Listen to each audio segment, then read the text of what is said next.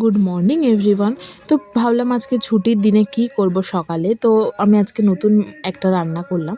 তো এখানে আমি আটা নিয়েছি সুজি, পেঁয়াজ কুচি, লঙ্কা কুচি, ধনেপাতা আর গাজর গ্রেট করে নিয়েছি, আর নিয়েছি টক দই। তো প্রথমে আমি আটাটার মধ্যে একটু সুজি দিয়ে দিলাম।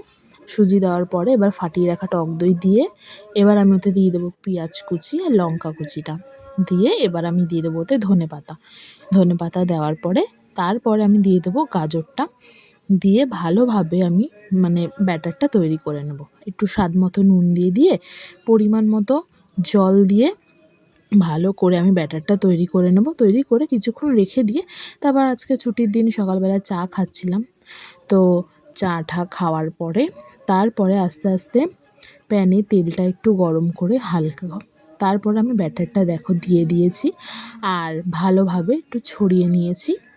পাতলা পাতলা করে দিতে হবে এটা, না হলে ভিতরে কাঁচা কাঁচা থেকে যাবে। তো দেখো হালকা একটু ঢাকা দিয়ে সিম আঁচে ছিল গ্যাসটা, উল্টে পাল্টে এইরকমভাবে সুন্দর করে নিয়ে তারপরে ওটা একটু সস দিয়ে খেলে দেখবে খুবই ভালো লাগবে। তো ভিডিওটা ভালো লাগলে অবশ্যই লাইক শেয়ার কমেন্ট করলো।